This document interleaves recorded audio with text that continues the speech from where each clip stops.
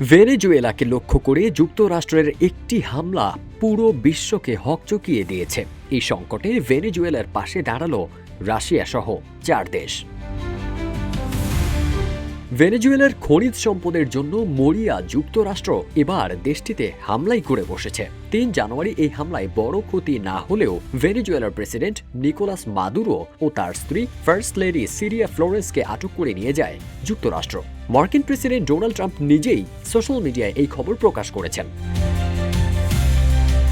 স্বাধীন একটি দেশে হামলা চালানোর ঘটনায় বিশ্বের বিভিন্ন দেশ প্রতিক্রিয়া জানিয়েছে। লাতিন আমেরিকা ও অন্যান্য মহাদেশ থেকে ভেনেজুয়েলা সমর্থন পাচ্ছে, তবে ইউরোপীয় ইউনিয়ন সহ পশ্চিমা দেশগুলি যুক্তরাষ্ট্রের পক্ষে অবস্থান নিয়েছে। কলম্বিয়ার প্রেসিডেন্ট গুস্তাভো পেত্রা ভেনেজুয়েলায় হামলার প্রতিবাদ জানিয়ে বলেন, শান্তি, আন্তর্জাতিক আইন এবং মানবিক মর্যাদার সুরক্ষা সব সময় সশস্ত্র সংঘাতের ঊর্ধ্বে থাকা উচিত। পরে তিনি ভেনেজুয়েলা সীমান্তে কলম্বিয়ার সামরিক বাহিনী মোতায়েনের ঘোষণা দেন।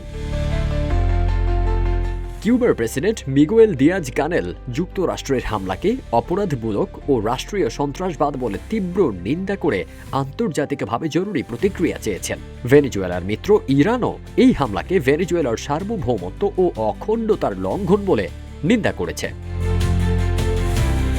রাশিয়া ভেনেজুয়েলায় হামলাকে সশস্ত্র আগ্রাসন বলে আখ্যা দিয়ে গভীর উদ্বেগ প্রকাশ করেছে। তারা উত্তেজনা কমাতে সংলাপের মাধ্যমে সমাধান চেয়েছে এবং ভেনেজুয়েলার জনগণের প্রতি সংহতি প্রকাশ করেছে। ইউরোপীয় ইউনিয়নের পররাষ্ট্রনীতি বিষয়ক প্রতিনিধি কাজা কালাস জানিয়েছেন, পরিস্থিতি নিবিড়ভাবে পর্যবেক্ষণ করা হচ্ছে। তিনি আন্তর্জাতিক আইন ও জাতিসংঘ সনদের প্রতি সম্মান বজায় রাখার আহ্বান জানিয়েছেন এবং সংযম প্রদর্শনের কথাও বলেছেন। স্পেনও উত্তেজনা কমাতে আন্তর্জাতিক আইন মেনে চলার উপর জোর দিয়েছে এবং শান্তিপূর্ণ সমাধানে মধ্যস্থতার প্রস্তাব দিয়েছে। ফারদিন সানি, রূপালী বাংলাদেশ।